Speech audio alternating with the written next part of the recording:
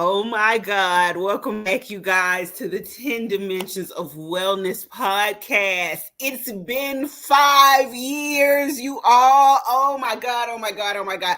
And I am extremely excited to return. We are refreshed and ready to dive deeper into the world of wellness with you. I am your host, for all of you who don't know, Cammie Red. And this year, we're kicking things off in a huge way. We are gearing up for our next virtual wellness summit, which is on December the 14th. And to start this week, we are honored to have one of our VIP coaches who will sit on that VIP panel, Miss Jackie Scully. Jackie brings a wealth of knowledge and passion to the wellness space, and today she's here to share insight on her background, on who she is. Now, whether you are a longtime listener or new to our community, you are in for a treat today. So thank you for joining us on this journey to explore every dimensions of wellness. And let's get started with our guest, Miss Jackie Scully. Hi, Jackie. Hello. Thank you so much, Cammie, for bringing me on your podcast and inviting me to be part of the Virtual Wellness Summit. I am so excited. Everything about my teaching, my background, my podcast, and book is all about wellness. So I feel very aligned with your messaging, and I'm so excited to be here. Oh, I am so excited to have you. I thank you for being one of our first guests back. This is so Yay! cool. It's awesome. Let's jump right in, Jackie. My first question for you today is, can you tell us about your journey into emotional wellness and what initially inspired you to focus on this area? Yeah, I would say since I was a kid, I was always a very emotional child, very sensitive. I consider myself an empath. And I, didn't see a lot of spaces in school and in community talking about your emotional wellness and your EQ. And I think that's why I wanted to get into teaching. I really cared about kids and teenagers. And I didn't want to just talk about let's look at subject matter only, but really we need to look at how we flourish as human beings. And so I had a lot of my own kind of like spiritual path growth over the last few years where I tapped more into my emotional wellness and then started to really message that on my podcast and my book and now on social media, and really trying to be an advocate for education reform and bringing that type of kind of focus into schools and all those spaces. So I think it really stems from my own experience as a student and seeing like what was lacking in my own kind of spaces. And so that's kind of what brought me to this kind of work today. Awesome. Now, you experienced a significant emotional transformation since 2020. What were some of the key moments that defined this journey for you? Yeah, the pandemic, especially teaching during that time and being in many spaces, not only in the school I was at, but in a lot of virtual online groups where teachers were really burnt out. They were not taking care of themselves. And then they were looking at these children who were isolated, who didn't know how to have their own coping mechanisms with the stresses of the pandemic. And it just felt like we were all kind of in this despair. And it was really, really sad. So I kind of had to go through my own kind of dark night of the soul in 2020 and 2021 to really discover that I wasn't taking care of my own self the way that I really wanted to see in others too.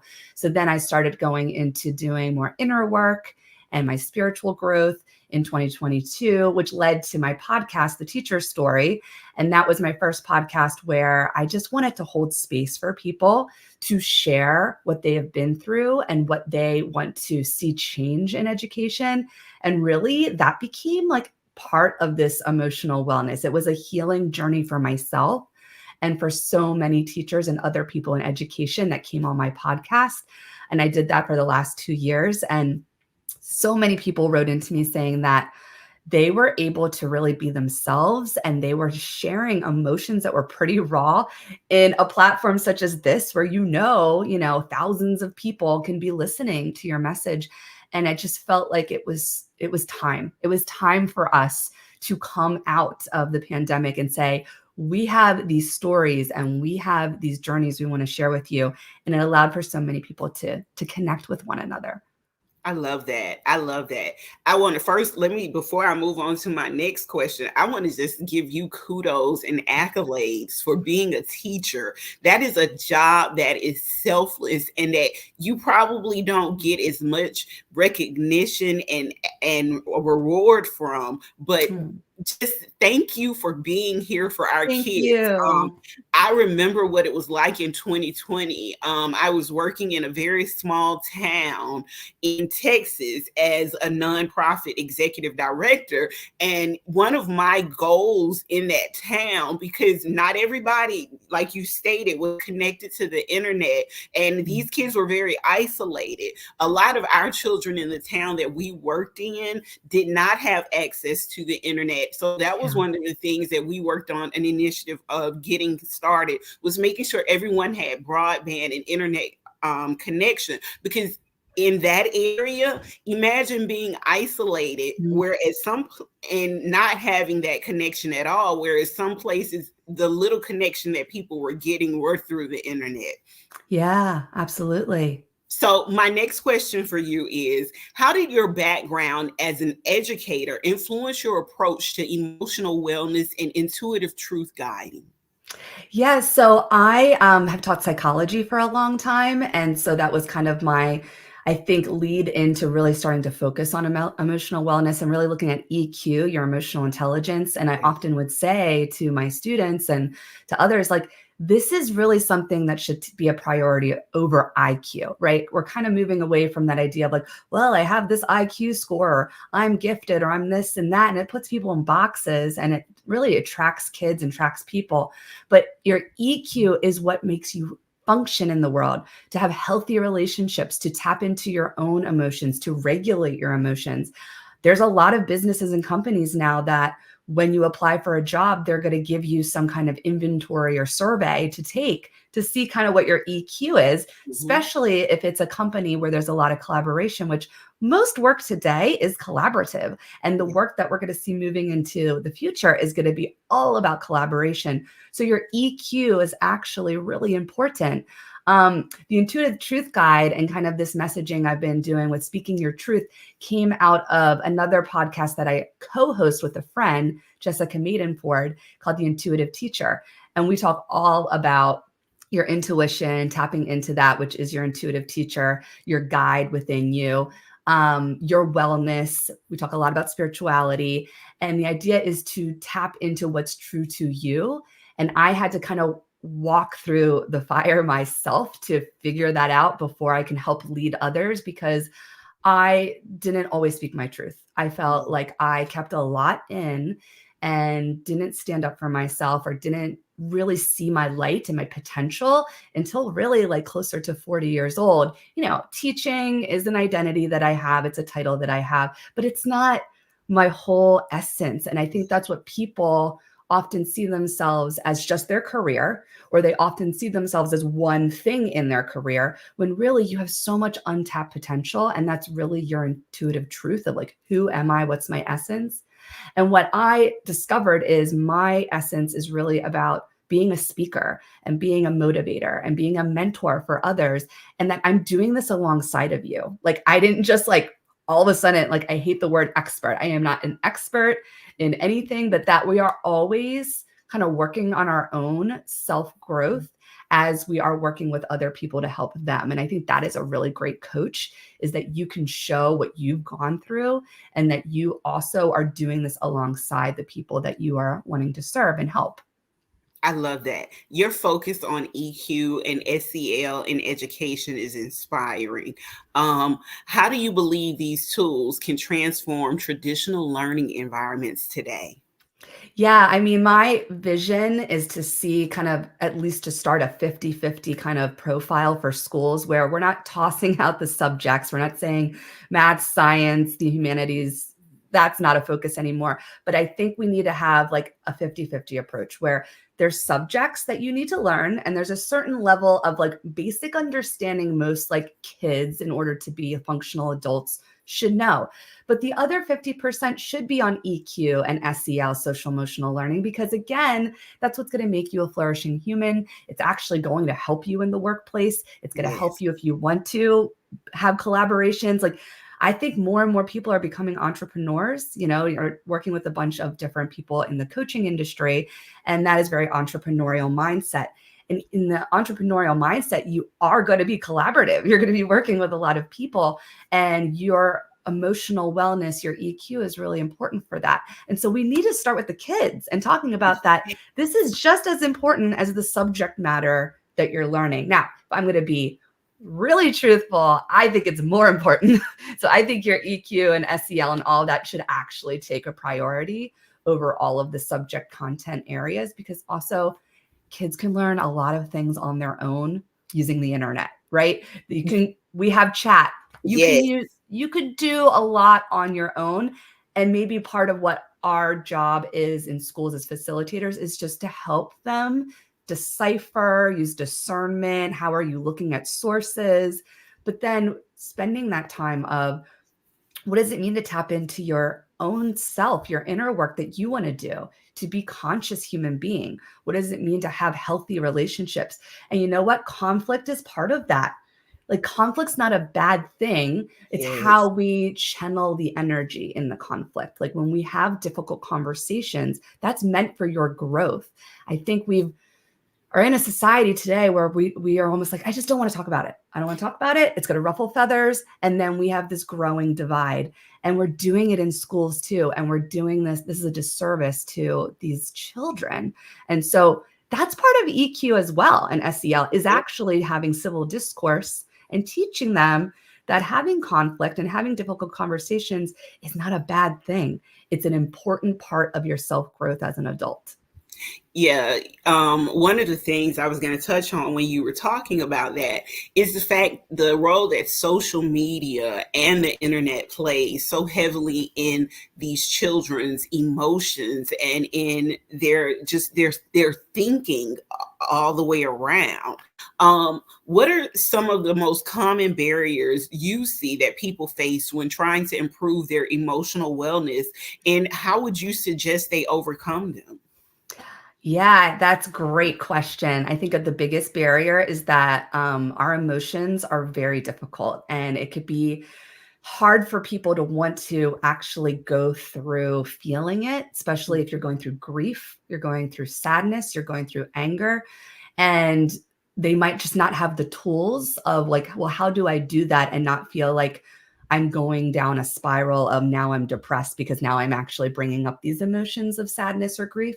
And so I think the best way to go about it is to find the tools that work for you. So some of the things I offer in some of the videos that I post on TikTok and Instagram and like LinkedIn is that you need to find a space in your life and a way to channel those emotions. So like for me, walking in nature, journaling, guided Yes. meditations. Because if you're like, I don't know how to sit in quiet meditation because all of these things in my brain are going to come through and then I don't know what to do with them. But maybe a guided meditation, a great app is called Insight Timer. I use it all the time. And you can find ones for very specific things. So if you're struggling with like anger, or you're struggling with grief, you can go and type in like a guided meditation on grief, right? And they can be short. They could be 10 minutes long.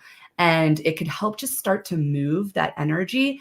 But I would say first, maybe just write down on, a document or a piece of paper, like, what are the things that I enjoy doing that help me move some of that energy so I don't get stuck in it? Because if you just get overwhelmed by the emotions that you're having and you don't do anything with it, then it's actually going to stay inside of you. Like that energy is going to stay stuck in you. And that's the whole like chakra system and all of that. Like when you have dis-ease in your body, that's Mhm. because you have like energy that's stuck and you actually can't do anything with Yes. it. It's going to cause physical ailments, right? And Yes, there's, yeah, and your body's always talking to you. So it when you have is. physical ailments, like, yes, it could be also from the food and the drinks and the other things in our environment. But a lot of times too, it's tied to your emotions that you're like holding somewhere in that chakra system. And you Yes. just have to find a way to move it. And the more you do that and practice it, like I have found, it moves quicker and quicker each time, right? Like you're building a muscle. Like your emotional wellness, your EQ is like a muscle, just like when you're Yep. working out. Yep. And then that way it's going to get easier, and you're going to move something that's really an uncomfortable feeling much faster the next time. And you're like, oh, I could do this. This isn't that difficult. Yeah. Yes. As a nutritionist, one of the things that Mm. I actually teach on is emotional eating.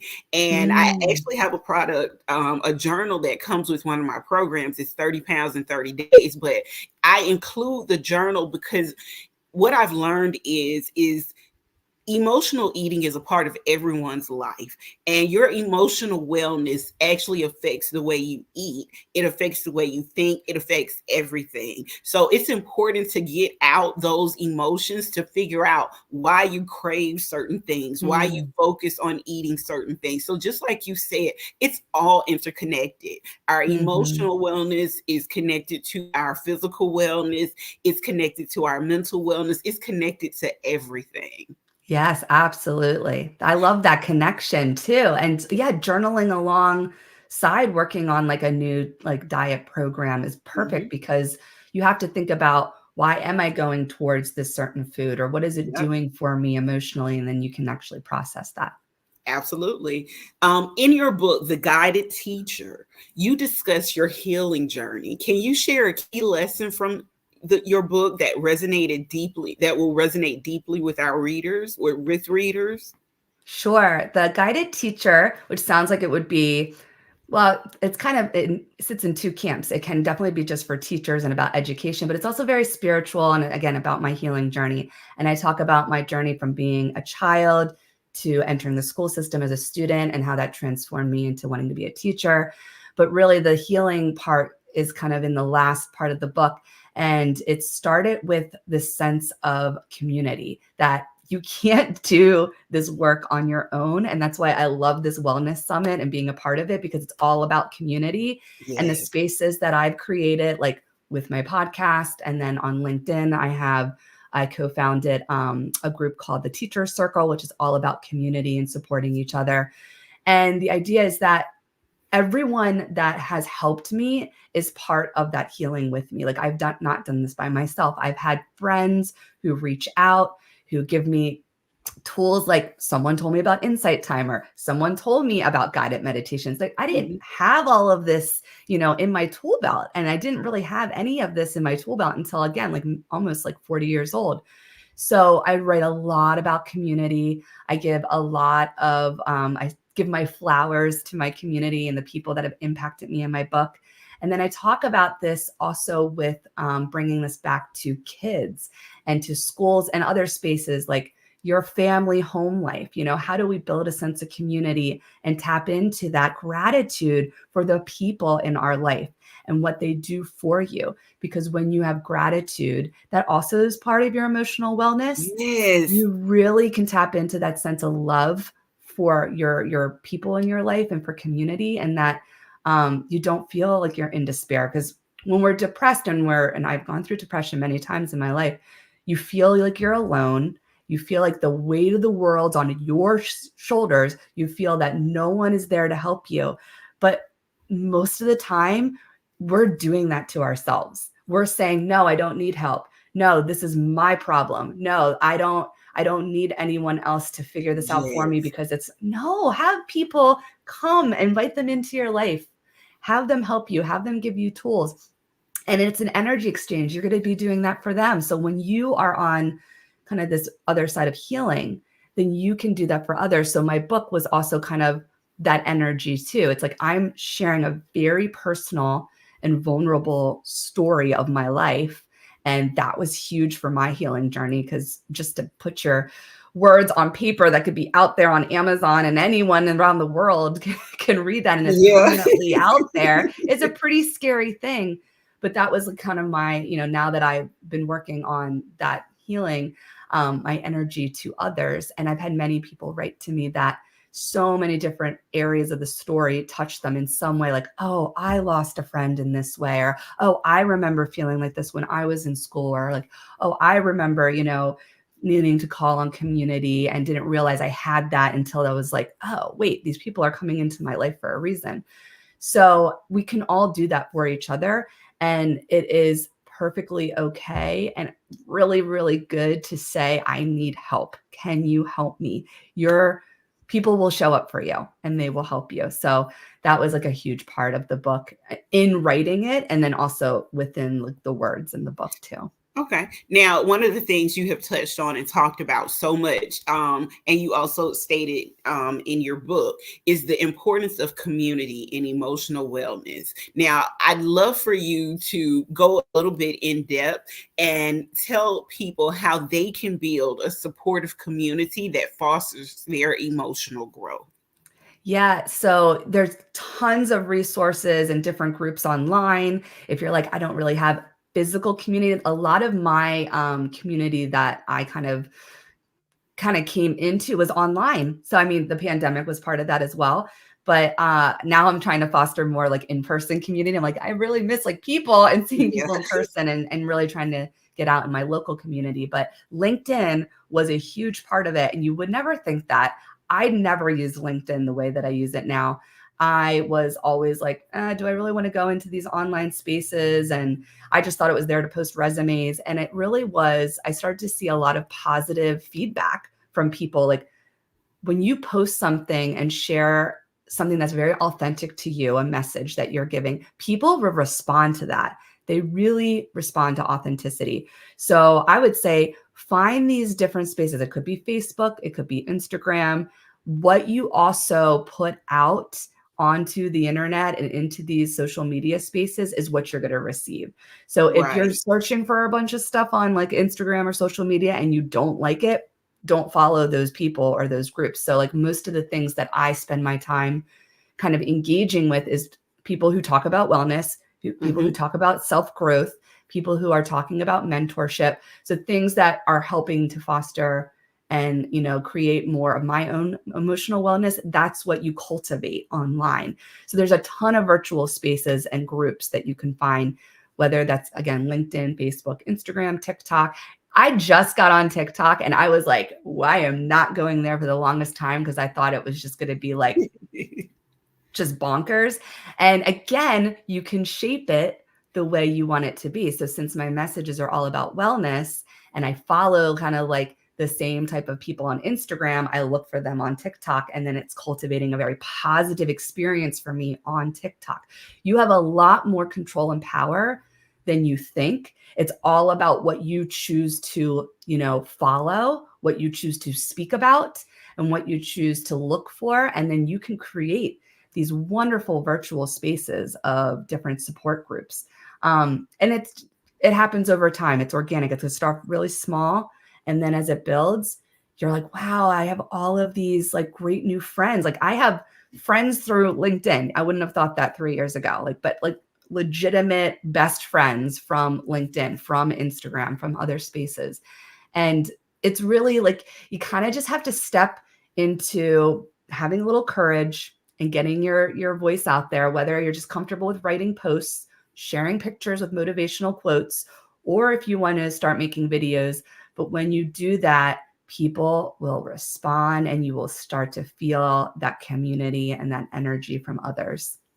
Love it. Love it. Now, routine seems to be a cornerstone of your wellness practice. What are some daily habits you recommend for maintaining emotional balance? Yeah, the routines are important. I just, through my other podcast that I do with my friend Jess, the intuitive teacher, we did a workshop series this summer, and we talked a lot about routines, rituals, spaces. So, what I do in the morning is you don't have a lot of time. And right now, like I have a little bit more time than I used to have on my hands, but I do a kind of like morning mantra in the shower, Love prayer, it. meditation, whatever you want to call it. But I use affirmations and go over different things that are going to help give me that positive kind of like start of the day. So I always say things like, whatever is for me will not miss me. And I'm, you know, in that kind of space right now, like, you know, looking to like build my motivational speaking and my branding and all of that. So I use that mantra a lot. I do say like prayers. I pray for people in my life.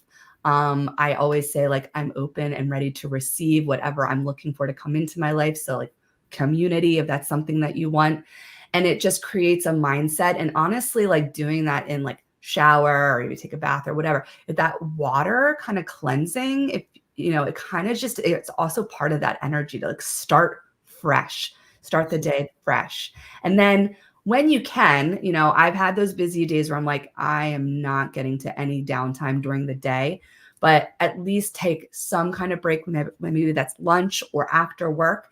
And again, it could be like a short walk, it'd be a little bit of journaling, or it could be a short meditation, like 10 minutes long, like if you wanted to do a guided meditation. But I try to do something after a very busy work day that's going to bring back that energy that I started with in the morning. So I think the opening and kind of closing to your day is really important. And then it also kind of sets the tone for how do you want your evening to be. I was always that person, especially coming home from school when I was teaching, that if I had a really stressful day at school, before I used these kinds of routines, I brought it home with me.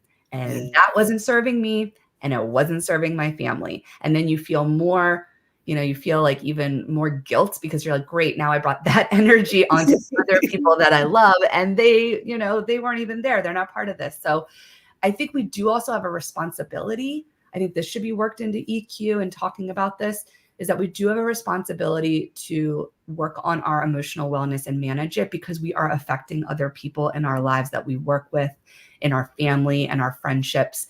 And people just don't want to be around like angry, sad people all the time. And No. around it either. So it is a responsibility as an adult. And that's why I think teaching it to children when they can still be a little maybe explosive or make mistakes, it's like, okay, you're kids, you're learning. But when we're adults, people just don't want to deal with that, right? They're like, you're an adult. You need to like manage your emotions and manage your stress and how you're talking to people. So opening, closing of the day, I think space in your home or wherever that is, maybe it is at work, however you want to create, I call it a sacred space. So like I'm in my home office right now, but this is also a space that I created with like beautiful flowers and plants and the colors that I enjoy.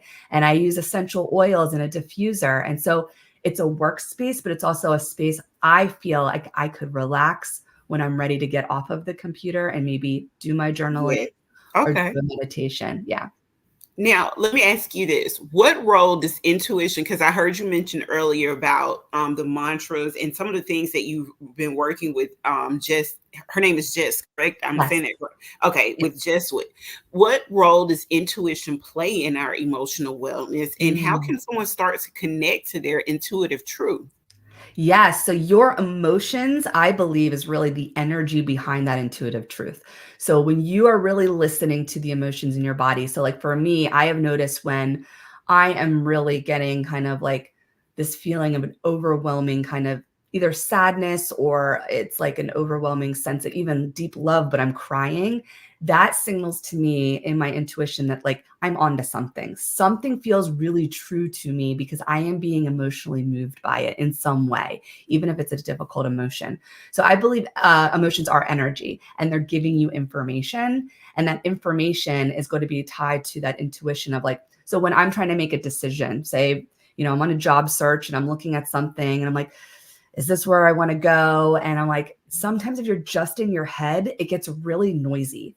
And then you're just like overthinking, overanalyzing. And I used to always be in my head more than in my emotions and my intuition. But then I just go and I sit and you just have to be a little bit quiet and have to think about what is my emotional state telling me? If it's like, I don't really, I feel kind of queasy, I feel kind of off about this, then maybe I'm not supposed to go with that job.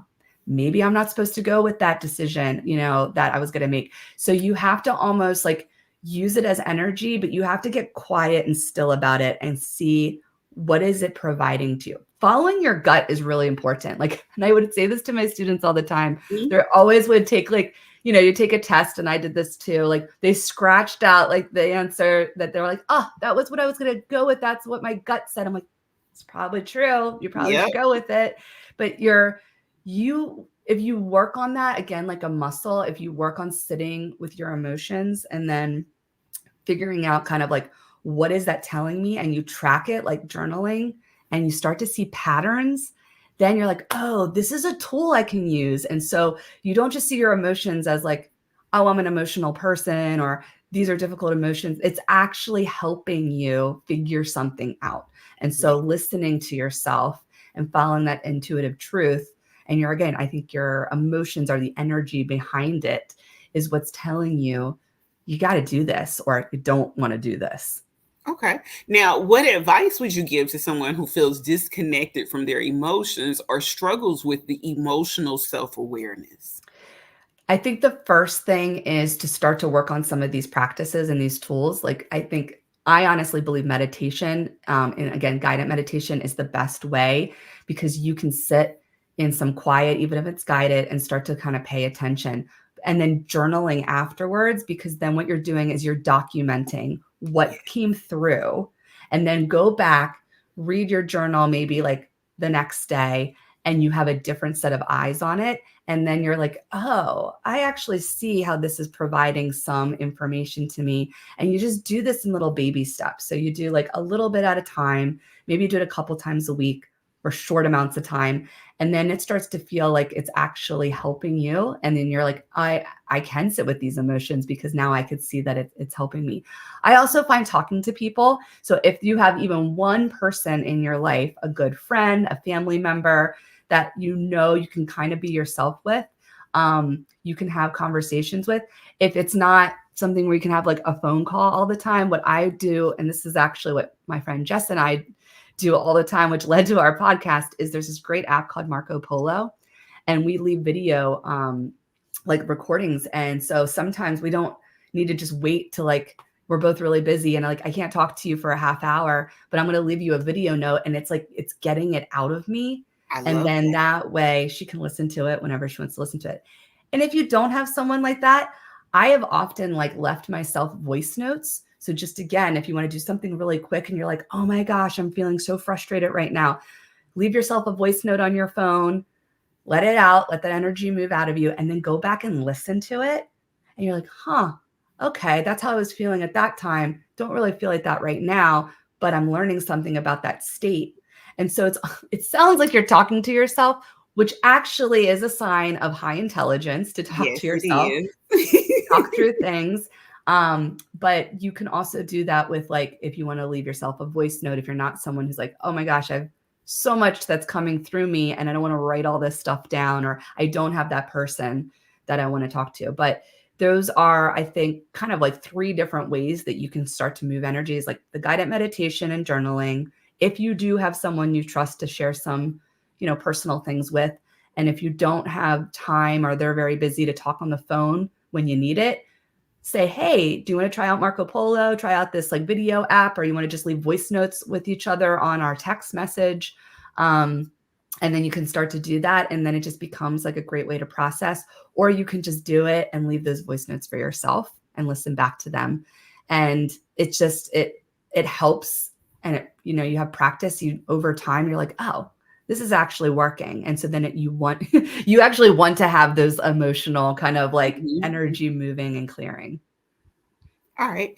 Now, several times before you mentioned the benefit of connecting with nature. What Mm. impact has nature had on your emotional wellness journey? Yeah, walking in nature, I think it's the oxygen you're getting from trees, the fresh air, listening to like the wind or the birds, maybe seeing like an animal, like squirrels or whatever animals you have in your area. I think it allows you to start to relax your nervous system and start to just like take deep breaths and feeling like you're just taking a break. But then you start to notice small things. And whenever I notice small things in nature, wherever my brain was before with all the clutter, it starts to just kind of quiet.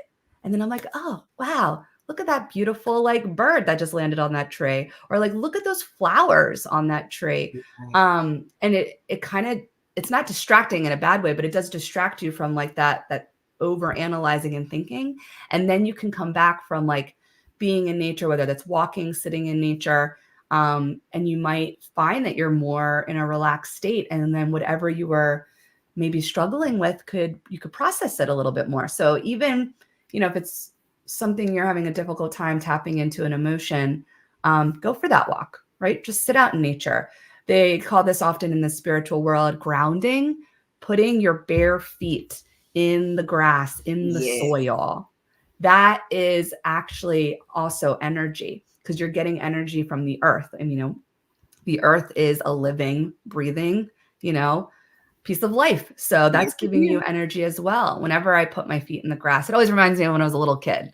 When you're like a little kid, you're always like running around with no shoes on, right? So Yes. it's like, and little kids are just, they're vibrant and they're bubbly and they're happy. And like, cause a lot of times they're doing, things where they're in nature and they're enjoying it. And so, yeah, I do find it very healing, but it's fresh air.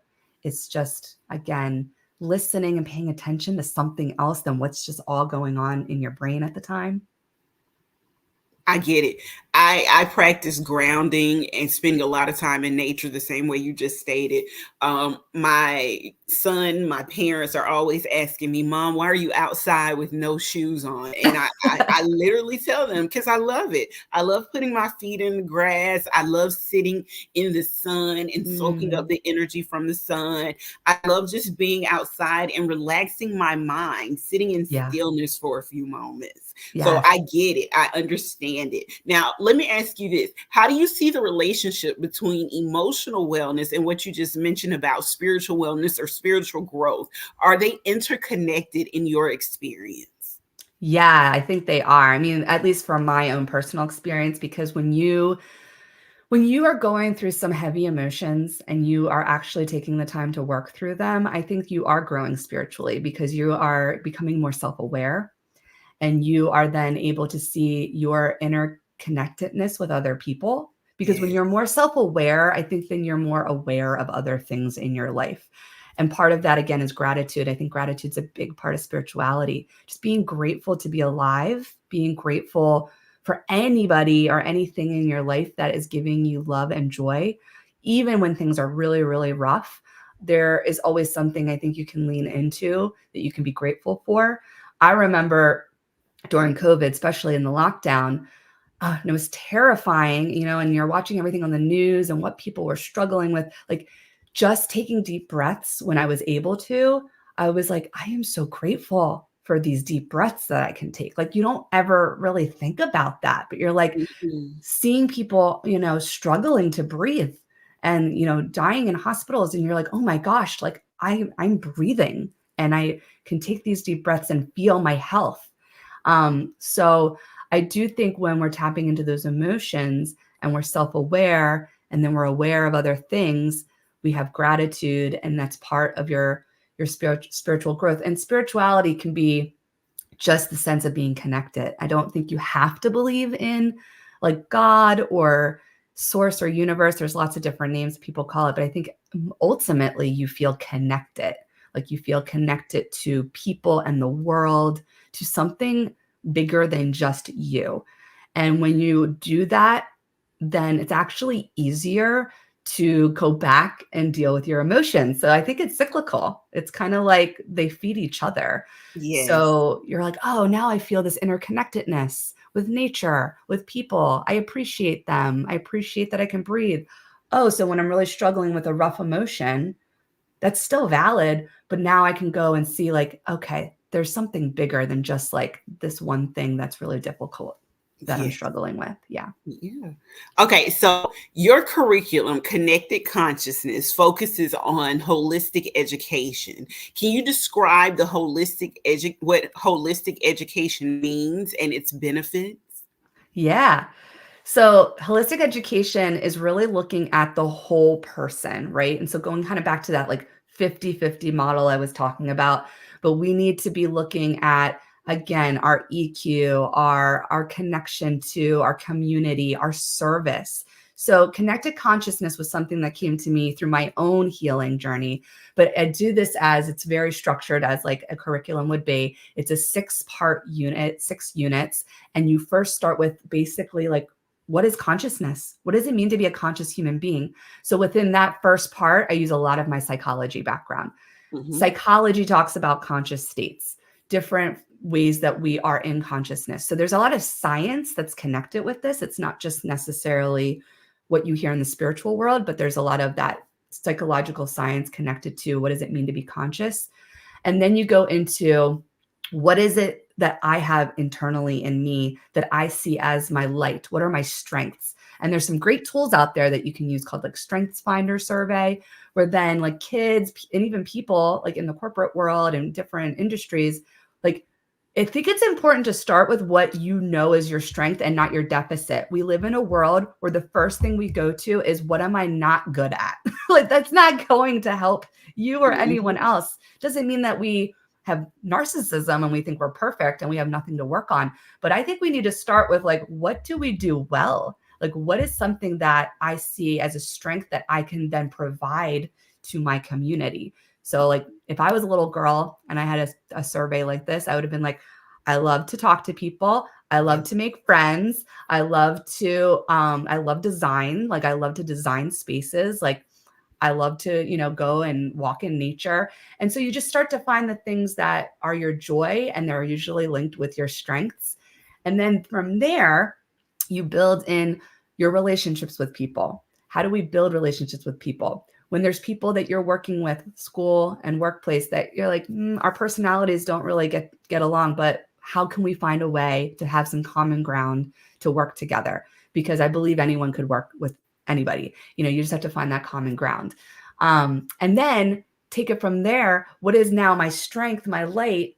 And now I'm building relationships with people. How do I collaborate and then bring that into the world as a service, right? You could have even kids in school starting to build their own businesses, starting to make their own nonprofits, and they can do it. And they're tapping into this more and more on social media. So we should be doing this also in Yes, we schools. should. I was going to Yes. ask you, is this curriculum that you developed just for adults, or is this something that you're actually trying to get into the school system? Because listening to you talk Yeah. about it, this seems like something they should be doing with young kids and continue to do over time throughout elementary school, Yeah. middle school, and high school. These are actual ways to tap into someone's potential out here. Mhm. It's not just, and I know you focus on a lot on in emotional wellness, but this could actually give Mhm. kids insight to what they're good at and what they should be doing in life. That's really awesome.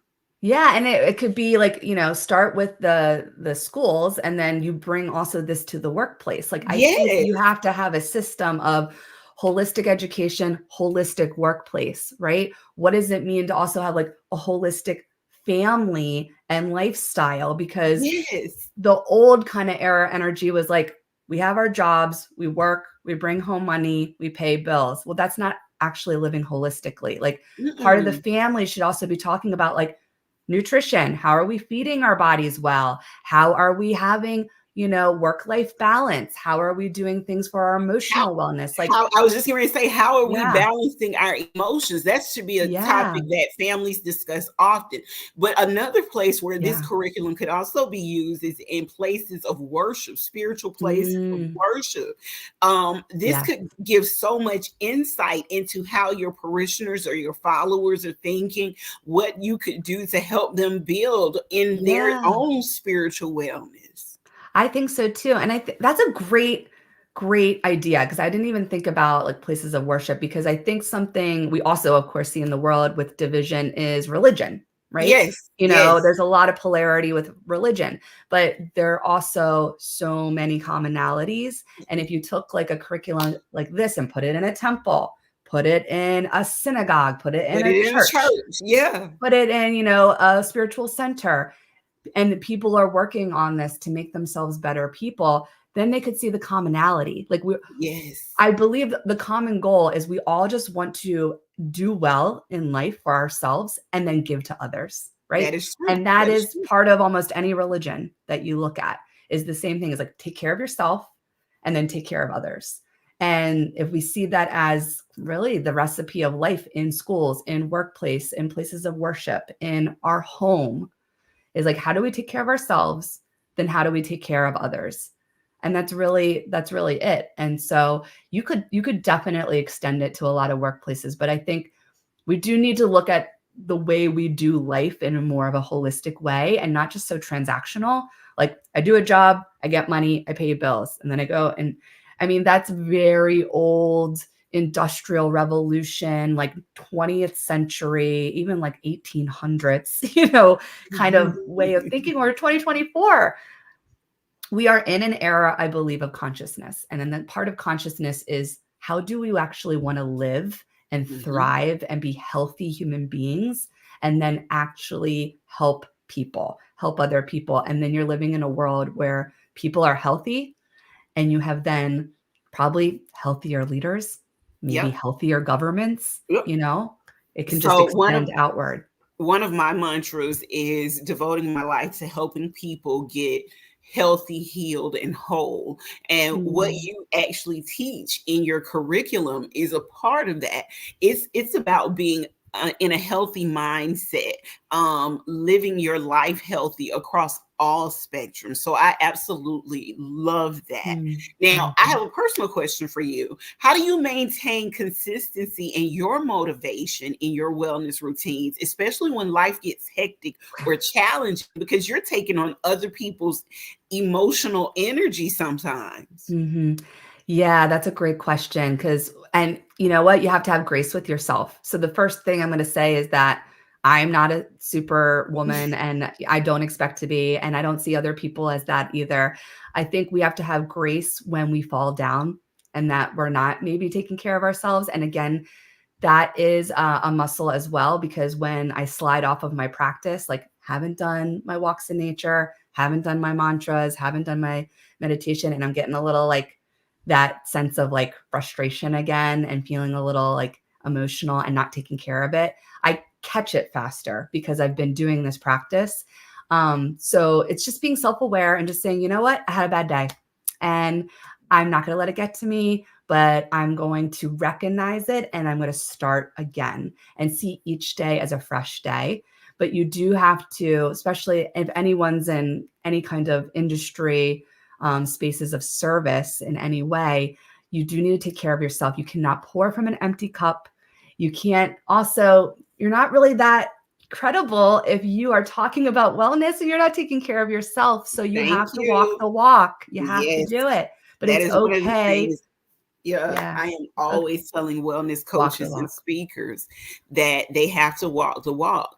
You can't have followers and people looking at you, and you're not. For me, it's you're not taking care of your Yeah. physical wellness. That's very important. Yes, But absolutely. So you got to ma- do that. Do it for yes, yourself to do it for others. absolutely. Now, a lot of people struggle with self doubt and fear when they're starting their wellness journey. How do you help them overcome these feelings?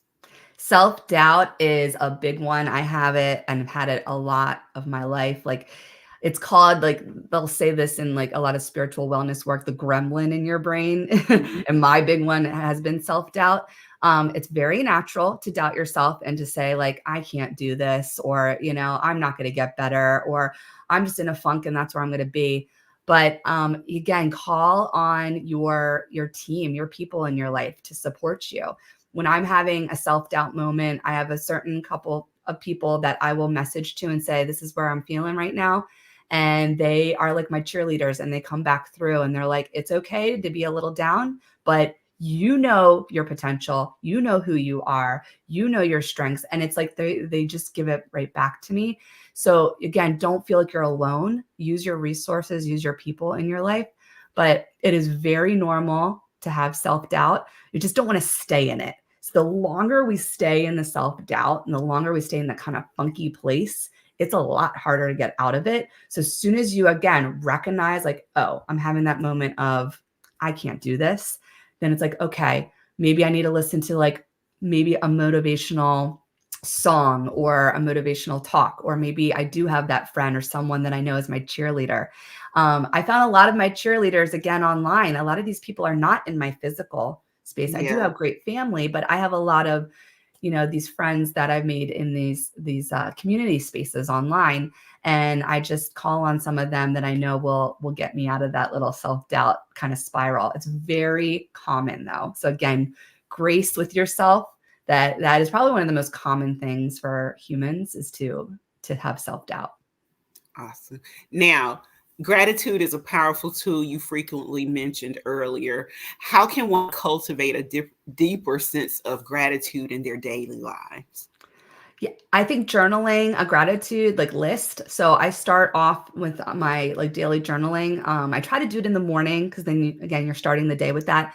If you Mhm. don't have time for writing, again, maybe going through it like a prayer or a mantra while you're taking a shower, but just go through even like the top 5 things you're grateful for and try to switch it up.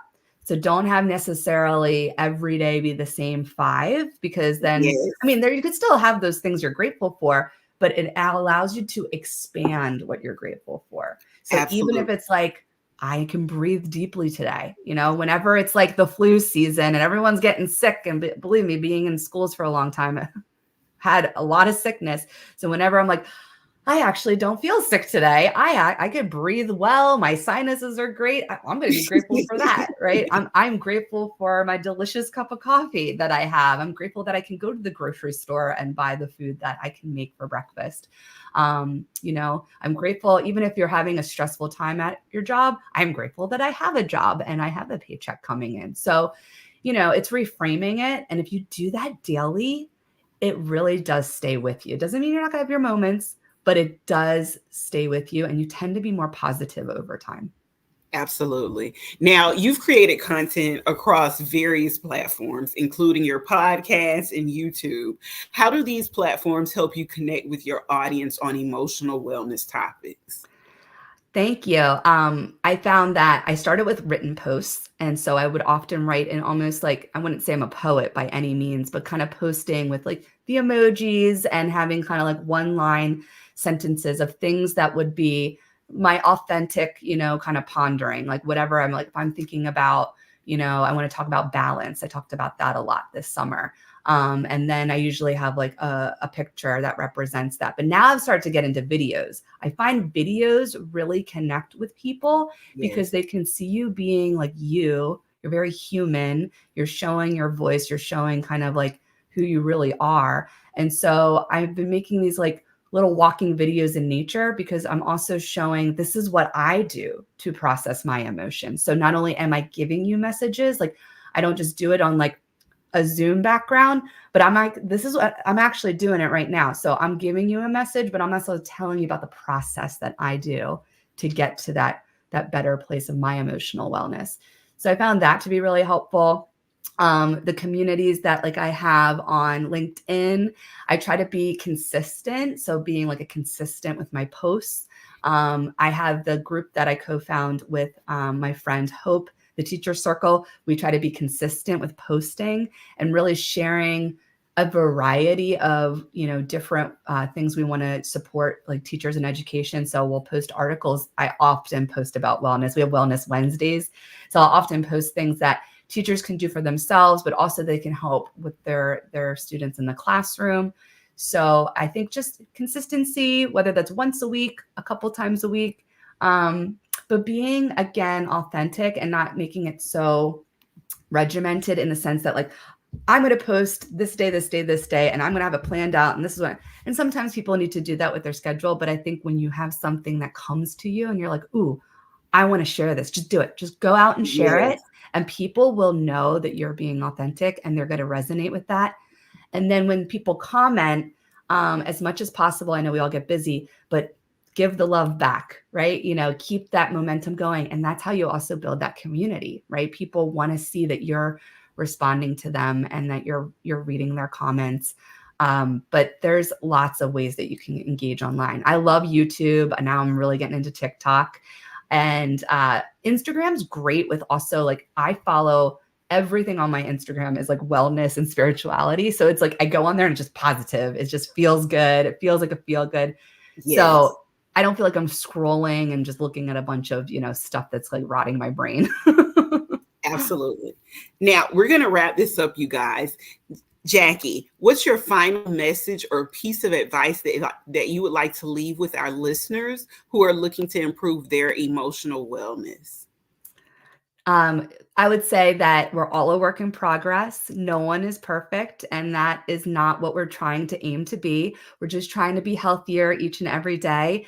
And so I just always say, like, take one little baby step, try one little thing out. So if you can take something away from this message today and you're like, you know what? I haven't been out in nature in a while. I think I'm just going to go for a walk today. That's your one thing. So I think everything in baby steps makes it manageable. And we all can do this. We all can be more healthy, and we can tap into our emotions, and we can have that emotional wellness. And I believe that we're all doing this together. So use your community. And thank you, everyone, for listening to my message today. Thank you, Cami, for having me on here. And I'm so excited for the Wellness Summit on December 14th. Jackie, tell people how they can find you online. Sure. You can find me on LinkedIn. There, I'm Jackie Scully, MED. You can find me on Instagram, and that's jackie.c.scully.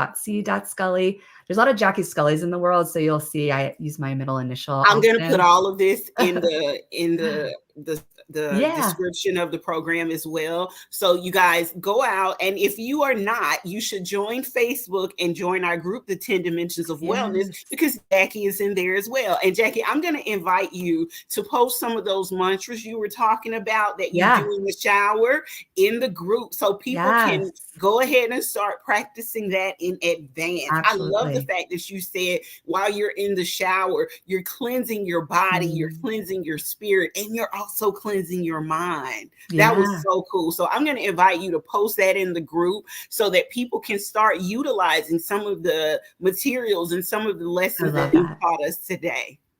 Thank you so much. I'd love to do that. It's awesome. Awesome. So much. All right. So you guys, thank you so much for joining us for another episode of the 10 Dimensions of Wellness. I cannot express how grateful I am that you all are here. This wraps up today's episode. A huge thank you to our VIP coach and panelist Jackie Scully for sharing her incredible insights with us. We hope you found today's discussion as inspiring and actionable as we did. As we prepare for for this year's virtual wellness summit, we are excited to keep bringing you conversations that empower you to live well in every dimension of your life.